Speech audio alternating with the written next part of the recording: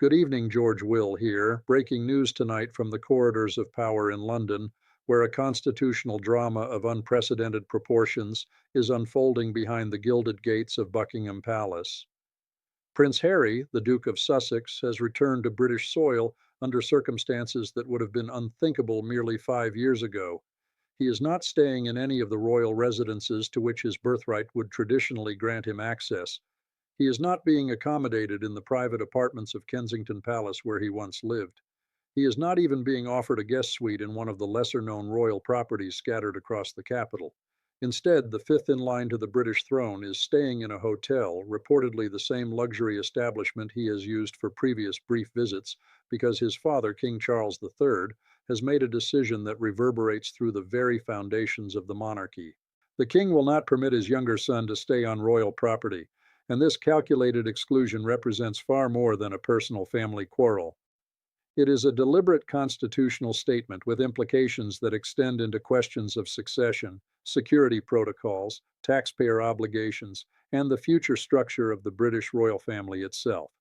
Before we proceed further into the labyrinth of evidence and documentation that substantiates this extraordinary situation, take a moment now to subscribe to this channel and activate notifications because the developments emerging from this story are accelerating by the hour, and the next 48 hours will likely produce revelations that fundamentally alter our understanding of the Windsor family's internal power dynamics. The information you're about to receive has been compiled from palace insiders, constitutional experts, security analysts, and legal documents that together paint a picture of institutional rigidity confronting personal estrangement on a scale not witnessed since the abdication crisis of 1936. The evidence supporting this hotel accommodation arrangement comes from multiple independent sources whose credibility must first be established to understand the full weight of what is transpiring.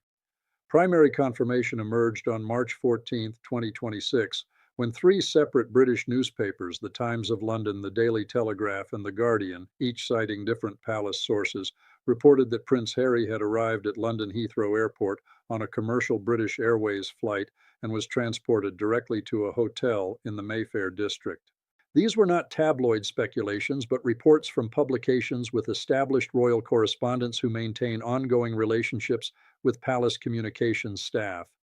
The Times specified that Harry was staying at a property where rooms cost between £800 and £2,000 per night, a detail that would later become significant in discussions of security arrangements and financial responsibility. The Telegraph added that palace officials had confirmed no accommodations were being made available on Crown properties, a statement that represented an official acknowledgement of the exclusion rather than mere absence of invitation. The Guardian's royal editor, a journalist with 23 years of experience covering the Windsor family, stated unequivocally that this represented a hardening of King Charles's position regarding his younger son's status within the institution. Secondary validation comes from security protocols documented in communications between the Metropolitan Police Service and the Home Office regarding protection arrangements for Harry during his stay. Documents obtained through Freedom of Information requests reveal that on March 10th, 4 days before Harry's arrival, Met Police commanders received notification that they would not be providing security coverage at any royal residence for the Duke of Sussex during his planned visit. This notification is significant because standard protocol for working royals visiting London, even those not residing permanently in the United Kingdom, includes automatic security arrangements at official residences. The absence of such arrangements indicates institutional classification of Harry as a non-working royal without entitlement to standard protections, a designation that carries profound implications for his legal status within the royal hierarchy. Furthermore, hotel security records, while not publicly available, were referenced in a parliamentary question submitted on March 13th by Member of Parliament Sir Geoffrey Clifton Brown, who chairs the Public Accounts Committee. Clifton Brown specifically inquired whether taxpayer funds were being used to provide security for a non-working royal staying in commercial accommodation, a question that presumes the hotel arrangement as established fact and shifts focus to the financial and security implications of that arrangement. The comprehensive evidence presentation must now examine the multiple categories of documentation, testimony, and verifiable facts that together demonstrate not only that this hotel accommodation is occurring, but why it represents a calculated institutional response rather than a simple logistical decision. The first category of evidence concerns the formal communications between Clarence House, the administrative office of King Charles, and the Duke of Sussex's representatives in California. According to sources within the royal household who spoke to the Sunday Times on March 15th, Harry's team formally requested accommodation at either Frogmore Cottage, the Windsor property he and Meghan previously occupied, or at an apartment within Kensington Palace during his planned visit. These requests were submitted on February 28th and again on March 5th through official channels. Both requests received identical responses from palace officials stating that no royal residences were available for the requested dates and that the Duke should make alternative arrangements. The language of these responses is crucial because it does not cite scheduling conflicts or prior bookings, but simply declares unavailability, a formulation that constitutional experts interpret as institutional policy rather than logistical circumstance. The second category involves financial documentation related to Frogmore Cottage specifically. When Harry and Meghan departed their roles as working royals in 2020, they initially retained Frogmore Cottage as their British residence, though they reimbursed the sovereign grant £2.4 million for renovation costs. In June 2023, however, Buckingham Palace announced that the couple had been requested to vacate the property and that it would be returned to the Crown estate. Property records confirm that as of September 2023, Frogmore Cottage was listed as available for occupation by other members of the royal family or for use as staff accommodation. Yet between September 2023 and March 2026, the property has remained unoccupied according to local Windsor residents who report no activity at the residence. This creates a factual contradiction between claimed unavailability and documented vacancy that suggests policy rather than practical constraint is governing accommodation decisions. The third evidence category encompasses security assessments and the legal framework governing royal protection. Under the Executive Committee for the Protection of Royalty and Public Figures, known as REVEC, protection decisions are made based on threat assessment, public role, and institutional status. Following Harry's departure from working royal duties, REVEC downgraded his security classification, a decision Harry has contested through ongoing legal proceedings in the High Court. Court documents filed in January 2026 reveal that Harry's legal team argued his security classification should be maintained when he visits the United Kingdom for family events, particularly those involving his father or brother. The government's defense, submitted by the Home Office in February 2026, explicitly stated that non-working royals do not receive automatic protection at royal residences unless specifically requested by the reigning monarch. This legal standard makes clear that Harry's exclusion from palace accommodation is intertwined with security determinations, and more significantly, that his father possesses discretionary authority to grant or withhold both accommodation and associated protection. The fourth category involves precedent and comparative cases within recent royal history. When Princess Anne's children, Peter Phillips and Zara Tindall, both of whom lack royal titles and do not perform official duties, attend family events such as Easter services or Christmas gatherings, they are routinely offered accommodation at royal properties if needed. Similarly, Prince Andrew, despite his complete withdrawal from public duties following the Jeffrey Epstein scandal and his subsequent legal settlement with Virginia Giuffre, continues to reside at Royal Lodge in Windsor, a property he occupies under a 75-year lease from the Crown estate. Andrew's continued residence on Crown property, despite his non-working status, creates a direct comparison point that highlights the exceptional nature of Harry's exclusion. The distinction cannot be attributed to working status alone, as Andrew demonstrably lacks such status, yet retains access to royal property. The fifth category concerns public statements and the careful language deployed by palace communications. On March 15th, a Buckingham Palace spokesperson issued a statement regarding Harry's visit that read in full, "The Duke of Sussex is in the United Kingdom for personal matters, and we do not comment on his private arrangements." This statement is significant for what it does not say. It does not welcome him home. It does not reference family reunion. It does not acknowledge his accommodation situation. Instead, it classifies his entire presence as personal and private, effectively removing it from official royal business and thereby justifying the absence of official accommodation. By contrast, when working royals such as the Prince and Princess of Wales travel, Palace statements reference their schedules, engagements, and accommodations as matters of public record because their activities are conducted in official capacity. The sixth category involves financial flows and the question of who is paying for Harry's hotel accommodation and associated security. The hotel where Harry is reportedly staying, while not officially named by Palace sources, has been identified by multiple journalists as either the Connaught or Claridge's, both Mayfair establishments where suites range from £1,500 to £4,000 per night. For a visit lasting potentially 5 to 7 days, accommodation costs alone would range from £10,000 to £28,000. If Harry is personally funding both accommodation and private security, estimated at an additional £5,000 to £10,000 daily for comprehensive protection, the financial burden becomes substantial. Parliamentary questions have already been submitted asking whether Metropolitan Police resources are being used to support security at a commercial hotel for a non-working royal, and whether such expenditure represents appropriate use of public funds if it is occurring. The seventh category encompasses constitutional analysis from legal scholars regarding the monarch's authority over royal residences. Professor Robert Blackburn, professor of constitutional law at King's College London, stated in a March 16 interview with the BBC that the sovereign exercises personal discretion over which family members may reside in or visit properties held by the Crown Estate or the Duchy of Lancaster. While this discretion is rarely exercised overtly, it exists as a reserve power that can be deployed when family disputes intersect with institutional concerns. Professor Blackburn noted that King Charles's decision to deny accommodation to Harry, if that is indeed the basis for the hotel arrangement, would constitute exercise of this reserve authority in a manner that publicly signals institutional boundaries. The timeline reconstruction of events leading to this hotel accommodation begins not with Harry's March 2026 arrival, but with the foundational rupture that occurred in January 2020.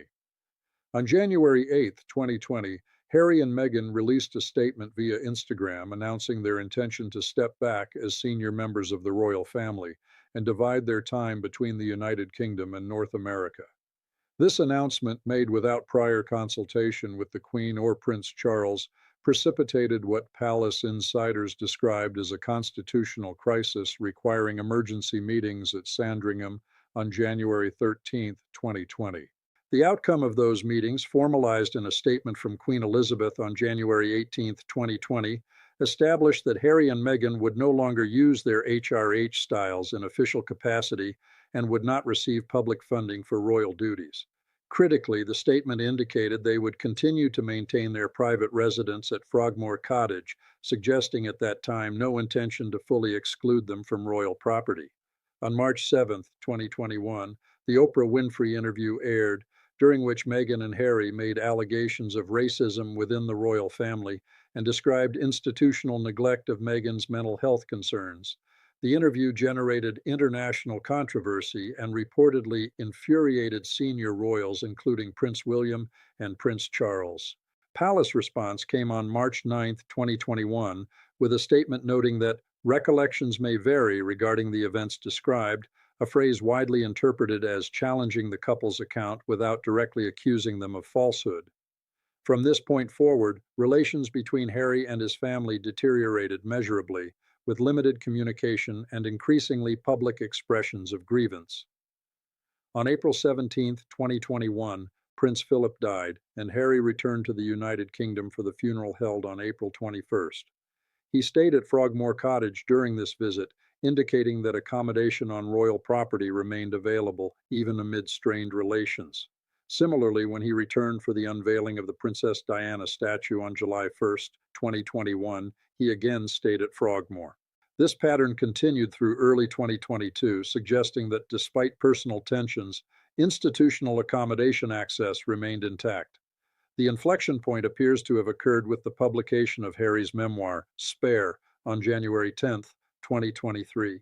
The book contained detailed criticisms of King Charles, descriptions of physical altercation with Prince William, and revelations about private family conversations that palace insiders described as unforgivable breaches of confidence. Within weeks of publication on March 1, 2023, reports emerged that Harry and Meghan had been asked to vacate Frogmore Cottage, Buckingham Palace confirmed on June 29, 2023, that the couple had been requested to return the property to the Crown Estate and that arrangements were being finalized for its future use.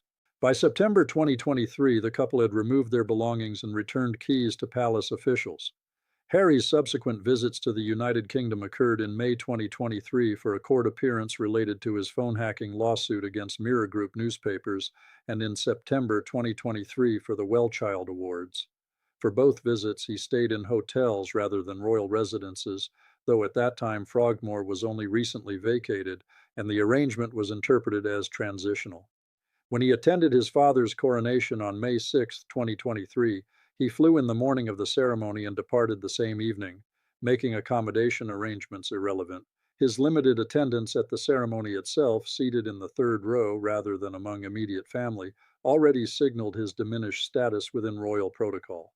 Between September 2023 and March 2026, Harry made no documented visits to the United Kingdom, creating a gap of 18 months during which his father's cancer diagnosis was announced in February 2024, underwent treatment, and was reported in stable condition by December 2024.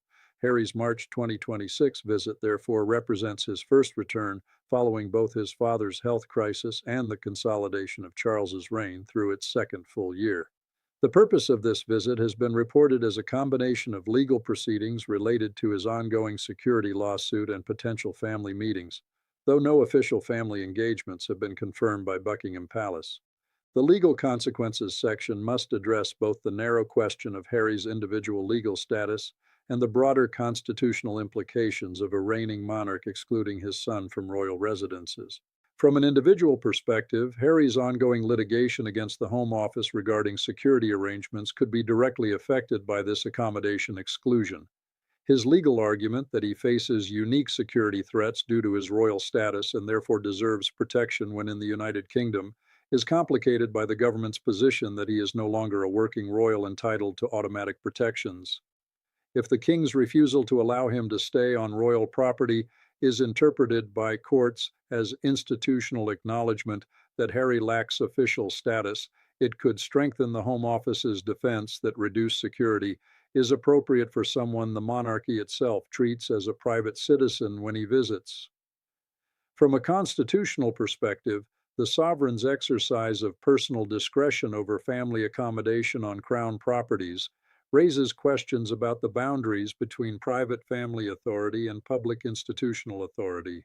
Constitutional scholar Vernon Bogdanor has written that the modern British monarchy functions through separation of the monarch's personal opinions from their constitutional responsibilities, meaning the king is expected to accept government advice on matters of state while exercising personal discretion only in limited spheres.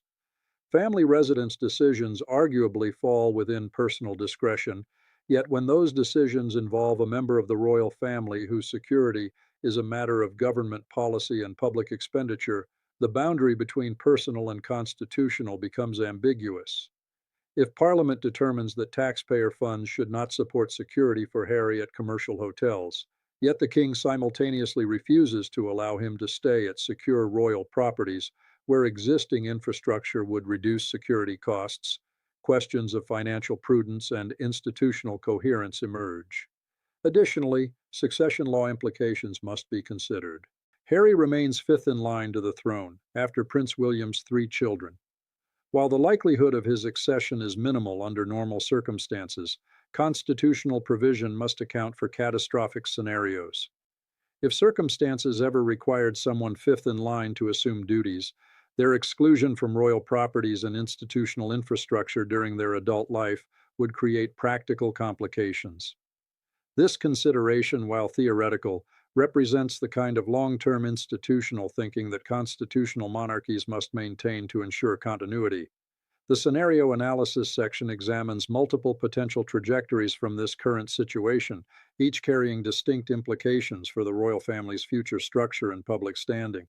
Scenario 1 envisions a maintained standoff in which King Charles continues to exclude Harry from royal properties indefinitely.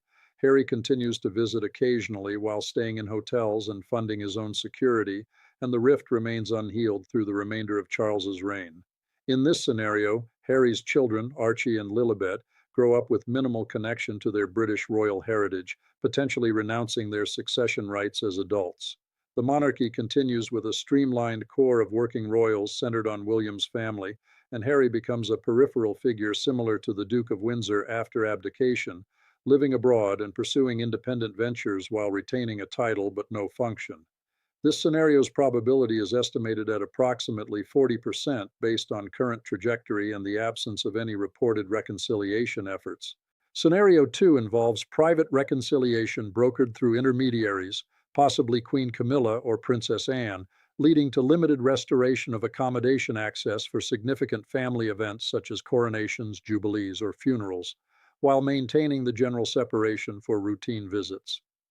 In this scenario, Harry would be permitted to stay at a royal residence when attending events of major constitutional significance, but would continue using hotels for personal or legal visits. This represents a middle position that preserves institutional boundaries while acknowledging family ties for important occasions.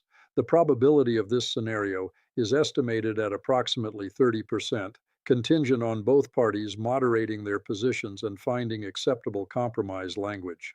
Scenario 3 encompasses full reconciliation with restoration of Frogmore Cottage or equivalent accommodation, resumption of limited royal duties on a part-time basis possibly focused on Commonwealth or veterans charities, and public statements from both Harry and the palace acknowledging mistakes and committing to renewed relationship.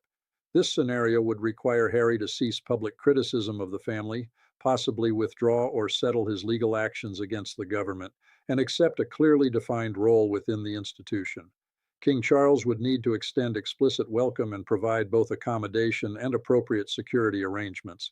The probability of this scenario is estimated at approximately 15%, given the depth of public statements already made by both sides and the difficulty of walking back published allegations in spare.